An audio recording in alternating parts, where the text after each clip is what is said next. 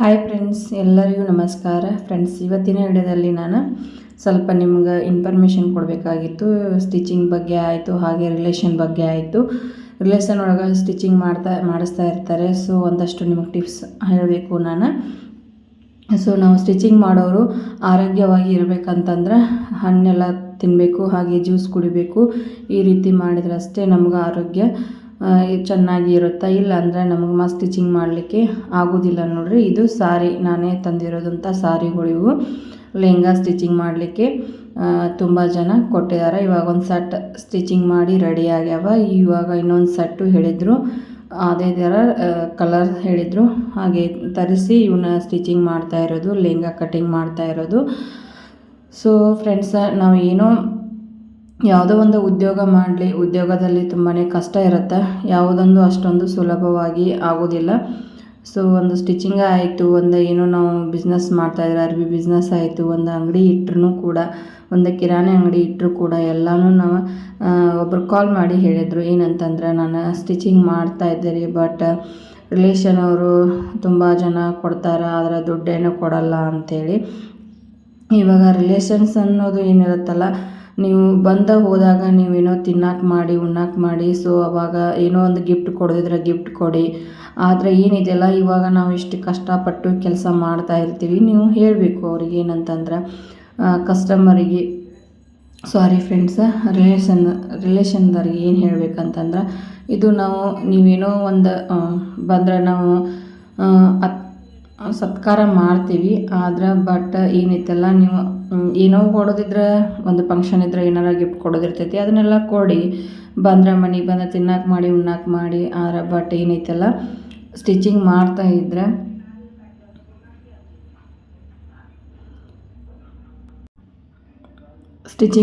ಇದ್ರೆ ಕೂಡ ನೀವೇನೈತಲ್ಲ ಸ್ಟಿಚಿಂಗ್ ಮಾಡಿ ಕೊಟ್ಟರೆ ದುಡ್ಡು ಕೇಳಿ ಒಮ್ಮೆ ಹೇಳಿಬಿಡಿ ನೀವು ಅವ್ರಿಗೆ. ಏನಂತಂದ್ರೆ, ಇಲ್ಲ ಸ್ಟಿಚಿಂಗ್ ಅಮೌಂಟ್ ಆಗುತ್ತಾ ನೀವು ಅಂತ ಹೇಳಬೇಕಾಗತ್ತೆ. ಯಾಕಂದರೆ ಎಷ್ಟು ಕಷ್ಟ ಇರುತ್ತೆ. ಇವಾಗ ನೋಡಿರಿ, ನಾನು ಇವಾಗ ರಿಲೇಷನ್ ಸ್ಟಿಚಿಂಗ್ ಮಾಡ್ತಾ ಇರ್ತೀನಿ. ಒಂದು ಯಾವುದೋ ಮ್ಯಾರೇಜ್ ಆದರೂ ಆಯ್ತು, ಎಲ್ಲ ಆಯಿತು, ನನ್ನ ಕಡೆ ಹಾಕ್ತಾ ಇರ್ತಾರೆ. ನಾನು ಅವಾಗ ಹೇಳಿಬಿಡ್ತೀನಿ, ಇಷ್ಟು ದುಡ್ಡು ಆಗುತ್ತಾ, ಇಷ್ಟು ಅಮೌಂಟ್ ಆಗುತ್ತಾ ನೋಡಿ ಅಂತೇಳಿ. ಹೊರಗಿನವ್ರ ಕಸ್ಟಮರ್ಗಿಂತ ನಿಮ್ಗೆ ದುಡ್ಡು ಕಡಿಮೆ ಹಿಡಿತಾ ಇದ್ದೀನಿ, ಅವ್ರಿಗೆ ಒಂದು 100 ಅಥವಾ 200 ಈ ಥರ ಏನೋ ಒಂದು ಜಾಸ್ತಿ ಅಮೌಂಟ್ ಆಯ್ತು ಅಂತಾರೆ, ನಾವು ಅವ್ರಿಗಿಂತ ಕಡಿಮೆಯನ್ನು ತೊಗೊಳ್ತೀನಿ ರಿಲೇಷನ್ಸ್ ಒಳಗೆ. ಆದರೆ ಬಟ್ ಏನೈತಲ್ಲ, ನಾನು ದುಡ್ಡನ್ನು ಕೇಳ್ತೀನಿ. ಯಾಕಂದರೆ ಏನೋ ಫಂಕ್ಷನ್ ಇದ್ದರೆ ಹೋಗಿ ಅವ್ರಿಗೂ ನಾನು ಮಾಡ್ತೀನಿ, ಇಲ್ಲ ಅಂತಲ್ಲ. ಫಂಕ್ಷನ್ ಇದ್ರೆ ಏನಾರ ಗಿಫ್ಟ್ ಕೊಡೋದಿದ್ರೆ ಕೊಡ್ತೀನಿ, ಮನೆಗೆ ಬಂದರೆ ತಿನ್ನಕ್ಕೆ ಉಣ್ಣಕ್ಕೆಲ್ಲ ಮಾಡ್ತೀವಿ. ಆದರೆ ಬಟ್ ಏನೈತಲ್ಲ, ದುಡ್ಡನ್ನು ನಾವು ಸ್ಟಿಚಿಂಗ್ ಮಾಡಿದ್ದಷ್ಟು ಯಾವುದೇ ಒಂದು ಪ್ರತಿ ರಿಲೇಷನ್ದಲ್ಲಿ ನಾನು ದುಡ್ಡನ್ನು ತೊಗೊಳ್ತೀನಿ. ಇವಾಗ ಎಷ್ಟು ಕಷ್ಟ ಇರುತ್ತೆ, ಇವಾಗ ನಾವು ಸ್ಟಿಚಿಂಗ್ ಮಾಡ್ಬೇಕಾದ್ರೆ ಎಷ್ಟು ಕಷ್ಟ ಆಗುತ್ತೆ. ಇವಾಗ ಒಂದು ಕಟ್ಟಿಂಗ್ ಮಾಡ್ಕೋಬೇಕು, ಆಮೇಲೆ ಸ್ಟಿಚಿಂಗ್ ಮಾಡ್ಕೋಬೇಕು, ಎಲ್ಲ ಕಡೆ ನೋಡ್ಕೊತ ನಾವು ಇವಾಗ ತುಂಬ ರಿಲೇಷನ್ಸ್ ಇರ್ತಾವೆ. ಸ್ಟಿಚಿಂಗ್ ಇವಾಗ ನೋಡಿ ದುಡ್ಡು ಕೊಡೋದಿಲ್ಲ ಅಂತಂದರೆ ನಾವು ಮಾಡಿದ ಕೆಲಸ ಟೈಮು ವೇಸ್ಟ್, ನಾವು ಮಾಡಿದಂಥ ಇದು ಟೈಮ್ ವಾಪಸ್ಸು ಬರೋದಿಲ್ಲ. ಹಾಗೆ ನಾವು ದುಡ್ಡು ಕೇಳಬೇಕು. ಯಾಕೆ ಪ್ರತಿ ಸಲ ನಾವು ಇಲ್ಲ ದುಡ್ಡು ತೊಗೊಳ್ಳಿಲ್ಲ ಅಂತಂದ್ರೆ ಕಂಟಿನ್ಯೂ ನಮ್ಮ ಕಡೆ ಕೊಡ್ತಾ ಇರ್ತಾರೆ ಅವರು. ಇವಾಗ ಹೊರಗಡೆ ಆದರೂ ಅವರು ದುಡ್ಡು ಕೊಟ್ಟು ಸ್ಟಿಚಿಂಗ್ ಮಾಡಿಸ್ತಾ ಇರ್ತಾರಲ್ವ, ಹಾಗೆ ನಾವು ಅಂದ್ಕೋಬೇಕು. ಇಲ್ಲ ಅಂದರೆ ಹೇಳಿಬಿಡ್ಬೇಕು ನೀವು, ಇಲ್ಲ ಇಷ್ಟು ದುಡ್ಡು ಆಗುತ್ತಾ ಅಂಥೇಳಿ. ಇವಾಗ ಮಾಡಿದಷ್ಟು ಎಷ್ಟು ತುಂಬಾ ಕಷ್ಟಪಡ್ತಾ ಇರ್ತೀವಿ, ಆದರೆ ದುಡ್ಡೇ ಕೊಡಲಿಲ್ಲ ಅಂತಂದರೆ ಯಾವುದು ಹೇಳ್ರಿ, ಯಾವುದು ಸರಿ ಆಗುತ್ತಾ? ಈಗ ನಾವು ಏನಾರು ಒಂದು ಆಗುತ್ತಾ ಅಂಥೇಳಿ ನಾವು ಕೆಲಸ ಮಾಡ್ತಾ ಇರ್ತೀವಿ, ಅವರು ದುಡ್ಡು ಮಾಡಲಿಲ್ಲ ಅಂತಂದ್ರೆ ನೀವು ಮಾಡಿ ವೇಸ್ಟ್ ಅಲ್ಲ ಕೆಲಸ. ಆವಾಗ ಹೇಳಿಬಿಡ್ಬೇಕು. ಒಮ್ಮೆ ಅಷ್ಟೇ ನೀವು ಕೆಟ್ಟಾಗ್ತಾ ಇರ್ತೀರಿ, ಬಟ್ ಪದೇ ಅದು ರಿಪೀಟ್ ಆಗೋದು ಹೋಗುತ್ತಲ್ಲ ತುಂಬ. ಇಲ್ಲ ಇವಾಗ ದುಡ್ಡು ಕೊಡೋದಿಲ್ಲ ಅಂತಂದರೆ ನಿಮ್ಮ ಕಡೆ ಸ್ಟಿಚಿಂಗ್ ಮಾಡಿಸ್ತಾ ಇರ್ತಾರೆ, ಕಂಟಿನ್ಯೂ ಮಾಡಿಸ್ತಾ ಇರ್ತಾರೆ. ಆದರೆ ನೀವು ಬರೀ ಅವ್ರದ್ದೇ ಸ್ಟಿಚಿಂಗ್ ಮಾಡಿ ಕೊಡಬೇಕಾಗತ್ತೆ. ಕಸ್ಟಮರ್ದು ಮಾಡಲಿಕ್ಕೆ ಆಗೋದಿಲ್ಲ. ತುಂಬ ಜನ ರಿಲೇಷನ್ಸ್ ಇರ್ತಾರೆ, ತವ್ರ ಮನೆ ಕಡೆಯಿಂದ ಇರ್ತಾರೆ, ಗಂಡನ ಮನೆ ಕಡೆಯಿಂದ ಇರ್ತಾರೆ. ಎಲ್ಲರಿಗೂ ನಾವು ಪುಕ್ಸಟ್ಟಿ ಹೊಲಕ್ಕೆ ಕೊಡಲಿಕ್ಕೆ ಆಗೋದಿಲ್ಲಲ್ಲ, ಸ್ಟಿಚಿಂಗ್ ಮಾಡಿ ಕೊಡಲಿಕ್ಕೆ ಆಗೋದಿಲ್ಲಲ್ಲ. ಇವಾಗ ಏನೋ ಒಂದು ವರ್ಕ್ ಹಾಕಿದರೂ ಕೂಡ ನಮ್ಮ ಮನೆಯಾಗ ನಮ್ಮ ವೈನಿಗೆ ಆಯಿತು, ಎಲ್ಲರಿಗೂ ಆಯಿತು, ನಾನು ದುಡ್ಡು ಸ್ವಲ್ಪ ಕಡಿಮೆ ತೊಗೊಳ್ತೀನಿ ಹೊರತಾಗಿ ಇವಾಗ ದುಡ್ಡು ಕೊಡಿ ಅಂತ ಕೇಳ್ತೀನಿ ಅವ್ರಿಗೆ ಅನ್ಬೋದು. ಹೆಂಗೆ ಕೇಳೋದು ಅಂತೇಳಿ ಒಮ್ಮೆ ನಾವು ಕೇಳಿಬಿಡೋದು. ಇವಾಗ ನಮ್ಮದು ಜೂನ್ ಒಳಗೆ ಮ್ಯಾರೇಜ್ ಇದೆ ಅಂತಂದರೂ ಕೂಡ ನಾ ಎಲ್ಲರಿಗೂ ಅಕ್ಕಗಳಿಗೆ ಹೇಳಿದೆ, ನಾನು ವರ್ಕ್ ಮಾಡಿದಷ್ಟು ಅಮೌಂಟು ಮತ್ತು ಸ್ಟಿಚಿಂಗ್ ಮಾಡಿದ ಅಮೌಂಟು ಕೊಡಲೇಬೇಕು ನೀವು ಅಂತ ಹೇಳಿದೆ. ಆಯ್ತಲ್ಲ, ಒಮ್ಮೆ ಹೇಳಿಬಿಡೋದು. ಇವಾಗ ನಾವು ಇಲ್ಲ ನೀವು ಮುಜುಗರ ಪಟ್ಟುಕೊಂಡ್ರಂತಂದ್ರೆ ನೀವು ಎಷ್ಟು ತ್ರಾಸಾಗಿರ್ತೈತಿ ಅದು ನನಗೆ ಗೊತ್ತಿದೆ. ಸ್ಟಿಚಿಂಗ್ ಮಾಡುವ ಕೆಲಸ ಎಷ್ಟು ತ್ರಾಸಿದೆ ಅನ್ನೋದು ನನಗೆ ಗೊತ್ತಿದೆ. ಇವಾಗ ನೋಡಿರಿ, ತುಂಬ ನೈಟ್ ಕುಂತ್ಕೊಂಡು ನಾನು ಸ್ಟಿಚಿಂಗ್ ಮಾಡ್ತಾಯಿದ್ದೀನಿ. 2 ನೈಟ್ ತುಂಬಾ ಮಲಗಿಲ್ಲ, 1 ತಾಸು ಮಲಗಿಲ್ಲ. ಯಾಕಂದರೆ ಎಲ್ಲ ಗುಡ್ಕ ಬ್ಲೌಸ್ಗಳು ಸ್ಟಿಚಿಂಗ್ ಮಾಡಿ ಕೊಡೋವಿದ್ದು. ಸೊ ಮದುವೆಯೂ ಹಾಗೆ ಬಂದವ, ಅರ್ಜೆಂಟ್ ವರ್ಕ್. ಹೀಗಾಗಿ ನಿನ್ನೆ ಒಂದು ಸೈಲೆಂಟ್ ಮಾಡಿ, ನಾನು ಸ್ವಲ್ಪ ಸೈಲೆಂಟ್ ಮಾಡಿ ಮಾಡ್ಕೊಂಡ್ಬಿಟ್ಟಿದ್ದೆ. ಎಷ್ಟು ಜನ ಕಾಲ್ ಮಾಡ್ಯಾರ. ಸೊ ಬೇರೆ ಊರಿಂದ ಬಂದಿದ್ದರು, ಅವರು ತುಂಬ ಕಾಲ್ ಮಾಡ್ಯಾರ. ಅವ್ರಿಗೂ ಸಾರಿ ಕೇಳ್ತೀನಿ, ಯಾಕಂದ್ರೆ ನನ್ನಿಂದ ಅವ್ರಿಗೆ ತುಂಬ ಹೊತ್ತು ಕಾದಾರಂತ. ಅವ್ರಿಗೂ ಸಾರಿ ಕೇಳ್ತೀನಿ. ಯಾಕಂತಂದ್ರೆ ನನಗೂ ತುಂಬ ಏನೈತಂದ್ರೆ 10 ಗಂಟೆಗೆ ಅಂತಂದ್ರೆ 1 ತಾಸಾರು ಮಲಗಿದ್ರೆ ನನಗೇನೂ ಪ್ರಾಬ್ಲಮ್ ಆಗ್ತಾ ಇರಲಿಲ್ಲ.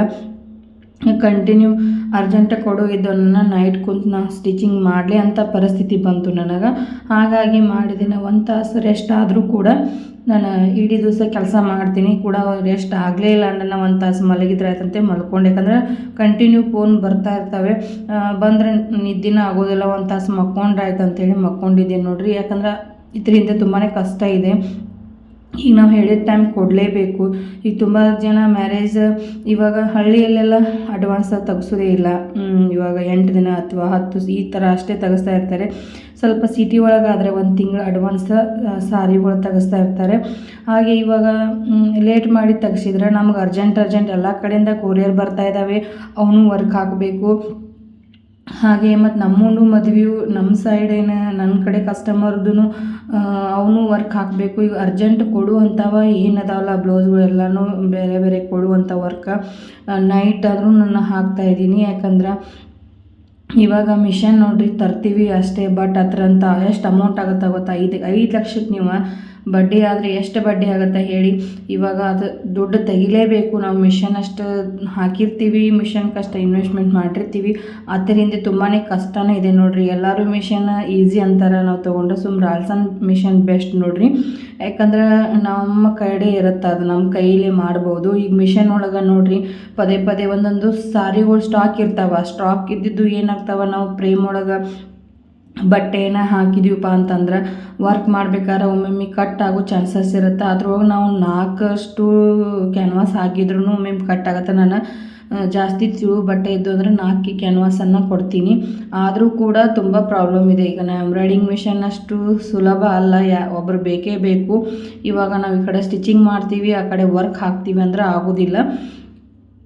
ಒಂಚೂರು ಎಲ್ಲರ ಮತ್ತು ನಾವು ಏನಾದ್ರು ಜರಿ ಕೊಟ್ಟಿರ್ತೀವಿ, ಜರಿ ಬಿಡ್ತಾ ಇರ್ತೈತಿ. ಸೊ ಕಸ್ಟಮರ್ ಅವಾಗ ಏನು ಕೇಳ್ತಾರೆ, ಅದರಿಂದ ತುಂಬಾ ಕಷ್ಟ ಇರುತ್ತೆ. ಬಟ್ ಆದರೆ ದುಡ್ಡು ಕಡಿಮೆ ಕೇಳ್ತಾರೆ, ಇಲ್ಲಿ ಈ ವರ್ಕಿಗೆ ಕಡಿಮೆ ಹಿಡೀರಿ ಅಂತಾರೆ. ಬಟ್ ಅದ್ರ ಹಿಂದೆ ತುಂಬಾ ಕಷ್ಟನೇ ಇದೆ ಫ್ರೆಂಡ್ಸ್. ಸೊ ನೀವು ತೊಗೋರಿದ್ರೆ ಸ್ವಲ್ಪ ನಿಮ್ಮ ಕಡೆ ಯಾರು ಕೆಲಸ ಮಾಡೋರಿದ್ರೆ ಅಷ್ಟೇ ತೊಗೊಳ್ಳಿ, ಒಬ್ಬರೇ ಇದ್ದರೆ ತೊಗೊಳಕ್ಕೆ ಹೋಗಬೇಡಿ. ತುಂಬಾ ಪ್ರಾಬ್ಲಮ್ ಆಗುತ್ತೆ. ಇವಾಗ ನನಗೆ ಅದೇ ಥರ ಆಗ್ತಾ ಇರೋದು. ಆದರೆ ನಿಮ್ಮ ಕಡೆ ಮತ್ತು ಕೆಲಸಕ್ಕೆ ಯಾರು ಇದ್ದರೆ ಅಷ್ಟೇ ತೊಗೊಳ್ಳಿ. ಯಾಕಂದ್ರೆ ಇವಾಗ ಮಿಷನ್ ನಾವು ಅಲ್ಲಿ ಮಾಡಿ ಇಲ್ಲಿ ಸ್ಟಿಚಿಂಗ್ ಮಾಡಲಿಕ್ಕೆ ಕೂತ್ಕೊಂಡ್ರೆ ಆಗೋದಿಲ್ಲ. ಹೀಗಾಗಿ ನಮ್ಮ ಮನೆಯವರು ತುಂಬಾ ಇವಾಗ ಹೆಲ್ಪ್ ಮಾಡ್ತಾ ಇದ್ದಾರೆ ನೋಡಿ. ಇವಾಗ ಬೆಳಗ್ಗೆ ನಾನು ಸ್ವಲ್ಪ ಇವತ್ತು ನಿನ್ನೆ ಅಷ್ಟೇ ನನಗೆ ರಾತ್ರಿಯೆಲ್ಲ ನಿದ್ದೆಗೆಟ್ಟು ನಾನು ಸ್ಟಿಚಿಂಗ್ ಮಾಡಿದೆ. ಸೊ ಅವ್ರೇನಂದ್ರೆ ನಾನು ಇನ್ನೂ ಲೇಟ್ ಮಾಡಿ ಹೋಗ್ತೀನಿ, 12 ಗಂಟೆಗೆ ಹೋಗ್ತೀನಿ, ಅದು ವರ್ಕ್ ಹಾಕಿದ್ದೆ ನಾನು ನೋಡ್ಕೋತಾ ಇರ್ತೀನಿ, ಒಂದು ಸ್ವಲ್ಪ ಮಲ್ಕೊಂಡು ರೆಸ್ಟ್ ಮಾಡಿ ಬರೋಗು ಅಂತ ಹಚ್ಕೊಟ್ಟಿದ್ರು. ಸೊ ಈ ರೀತಿ ಅಂದರೆ ಪ್ರಾಬ್ಲಮ್ ಮೇಲೆ ಪ್ರಾಬ್ಲಮ್, ಮತ್ತು ಆರಾಮಿಲ್ಲ ಅಂತಂದ್ರೂ ಆಗೋದಿಲ್ಲಲ್ಲ, ಅದಕ್ಕಾಗಿ ರೆಸ್ಟ್ ಬೇಕೇ ಬೇಕು. ಅದಕ್ಕೆ ಸ್ವಲ್ಪ ಹೊತ್ತು ರೆಸ್ಟ್ ಮನೆಯವರು ಸ್ವಲ್ಪ ಹೀಗೆ ಹೆಲ್ಪ್ ಮಾಡ್ತಾ ಇದ್ದಾರೆ. ಅವ್ರಿಗೆ ಯಾವಾಗ ಬಿಡು ಇರ್ತೈತಲ್ಲ ಅವಾಗ ಮನೆಗೆ ಬಂದು ಇಲ್ಲ ನಾನು ನೋಡ್ಕೊಳ್ತಿರ್ತೀನಿ ರೆಸ್ಟ್. ಇವಾಗಂತೂ ನಾನು ಜಾಸ್ತಿ ರೆಸ್ಟ್ ಮಾಡೋದೇ ಕಡಿಮೆ ಆಗಿದೆ ನೋಡಿರಿ. ಮಧ್ಯಾಹ್ನ ಇವಾಗ ರೆಸ್ಟ್ ಮಾಡ್ತಾ ಇಲ್ಲ. ಆದರೂ ಕೂಡ ನೈಟ್ ಎಲ್ಲ ಅಂದರೆ ಇವಾಗ ನೈಟ್ ತುಂಬ ಹೊಲದೆ ಅಂತನ ನಾನು ಸ್ವಲ್ಪ ರೆಸ್ಟ್ ಬೇಕಾಯಿತು. ಸೊ ಎಲ್ಲರೂ ಇವಾಗ ಎಲ್ಲ ಗುಡ್ಕ್ಕೆ ಹೋಗೋರು, ಇನ್ನೂ ಒಂದು ಹುಡುಗಿದು ಫ್ರಾಕ್ ಹೊಲಿಬೇಕು. ಎಲ್ಲರೂ ಅರ್ಜೆಂಟ್ ಬಂದವ. ಹಾಗೆ ಇವಾಗ ಮ್ಯಾರೇಜ್ದು ಸಾರಿಗಳು ತೆಗ್ಸಾಕ ಹೋಗ್ಬೇಕು ನಾಳೆಗೆ. ಹಾಗೆ ಇಷ್ಟೆಲ್ಲ ಪ್ರಾಬ್ಲಮ್ ಮೇಲ್ರಿ ಎಲ್ಲನೂ ಮೇಂಟೈನ್ ಮಾಡೋದು ತುಂಬಾ ಕಷ್ಟ ಆಗತ್ತೆ. ಆದರೂ ಕೂಡ ನಾವು ರಿಲೇಷನ್ದಲ್ಲಿ ದುಡ್ಡು ತೊಗೊಲಿಲ್ಲಪ್ಪ ಅಂತಂದರೆ ನಾವು ಮಾಡಿದ ಕೆಲಸ ಬಿಟ್ಬಿಡ್ಬೇಕಾಗತ್ತೆ. ಯಾಕಂದರೆ ತುಂಬ ಜನ ರಿಲೇಷನ್ಸ್ ಅಂದರೆ ಅವರೇನೆ ಸ್ಟಿಚಿಂಗ್ ಮಾಡಿ ಕೊಡಬೇಕಾಗತ್ತೆ ನಾವು. ಕಂಟಿನ್ಯೂ ಇವಾಗ ತವ್ರ ಮನೆ ಕಡೆಯಿಂದನೂ ರಿಲೇಷನ್ಸ್ ಹತ್ತಾರ ಮತ್ತು ಗಂಡನ ಮನೆ ಕಡೆಯಿಂದನೂ ನಾವು ಸ್ಟಿಚಿಂಗ್ ಮಾಡಿಕೊಡ್ಬೇಕು, ಎಲ್ಲರದು ಅವ್ರದ್ದೇ ಮಾಡ್ಕೊತ ಕುಂದ್ರಬೇಕಾಗತ್ತೆ.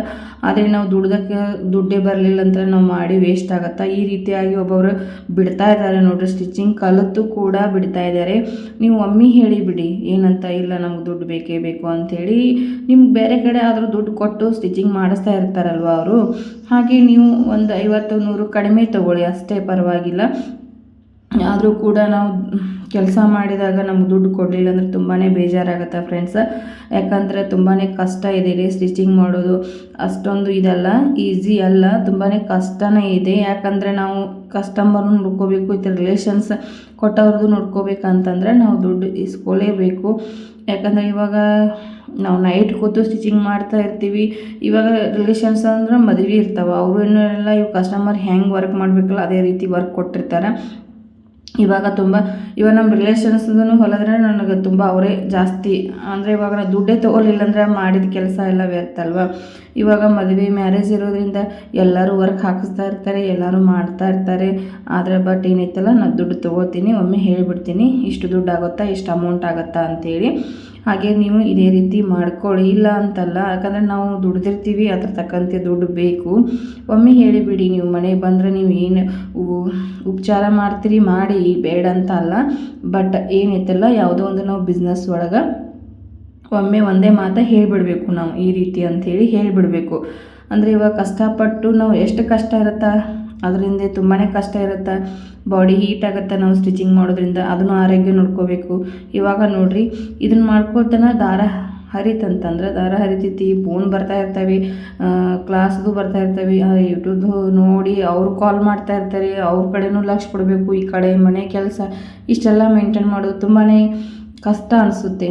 ಬಟ್ ಅವಾಗಿನ ನಂಗೆ ಇವಾಗ ಯೂಟ್ಯೂಬ್ಗೂ ವಿಡಿಯೋ ಹಾಕೋಕ್ಕಾಗ್ತಾ ಇಲ್ಲ. ಯಾಕಂದರೆ ಮಿಷನ್ ತಂದಿರೋದ್ರಿಂದ ಆ ಕಡೆ ಜವಾಬ್ದಾರಿ ಇರುತ್ತೆ. ಯಾಕಂದರೆ ಇವಾಗ ಕಸ್ಟಮರ್ ಕೊಟ್ಟಿರ್ತಾರೆ, ಎಲ್ಲರೂ ಒಂಚೂರು ಮಿಸ್ಟೇಕ್ ಆದ್ರೂ ಮಿಸ್ಟೇಕ್ ಆಗಬಾರ್ದನ್ನು ಕೂಡ ಮಾಡ್ತಾ ಇರ್ತೀವಿ. ಜರಿ ಸ್ವಲ್ಪ ಬಿಟ್ರೂ ಕೂಡ ಕೇಳ್ತಾ ಇರ್ತಾರೆ, ಇದ್ಯಾಕೆ ಹೀಗೆ ಬಂದಿದೆ ಅಂತೇಳಿ.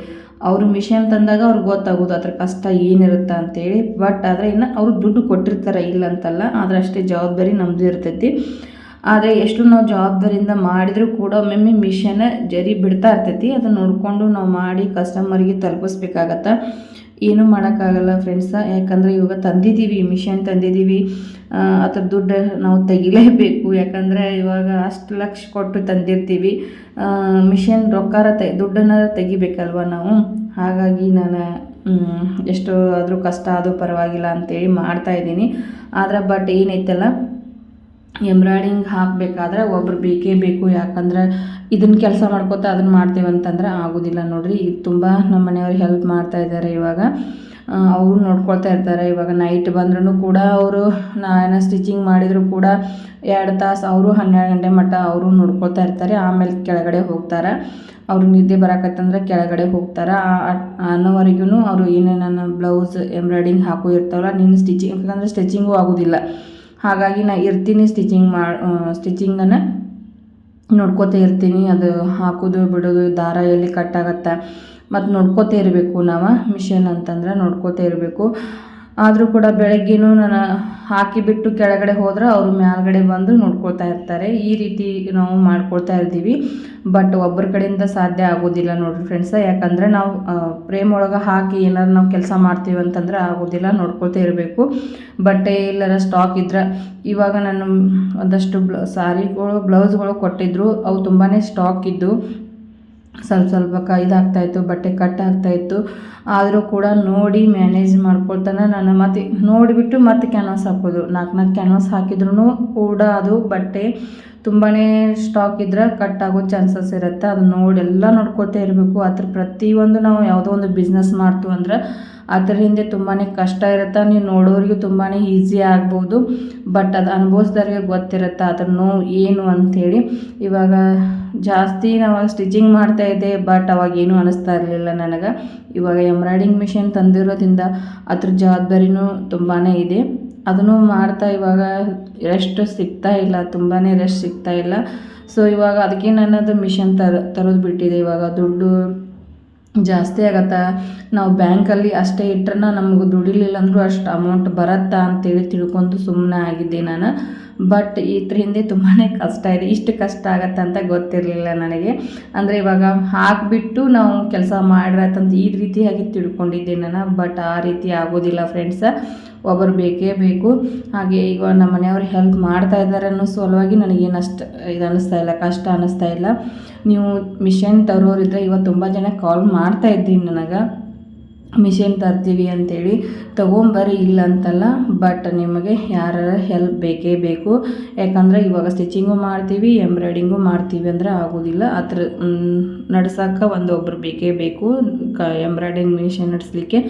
ರಲ್ಸನ್ ಮಿಷಿನ್ ಮೇಲೆ ಅಂದರೆ ನಮ್ಮದೇ ಕೈ ಇರುತ್ತೆ, ನಮ್ಮದೇ ಯಾವ ರೀತಿ ಮಾಡ್ತೀವಿ ಆ ರೀತಿ ಡಿಸೈನ್ಸ್ ಆಗ್ತಾ ಇರ್ತೈತಿ. ಸೊ ಅದಕ್ಕೆ ಹೇಳ್ತಾ ಇರೋದು ಫ್ರೆಂಡ್ಸ, ಸ್ವಲ್ಪ ವಿಚಾರ ಮಾಡಿ ತೊಗೊಂಬನ್ನಿ. ಇಲ್ಲ ಅಂತಲ್ಲ, ಬೇಡ ಅಂತ ಹೇಳ್ತಾ ಇಲ್ಲ ನಾನು ನಿಮಗೆ.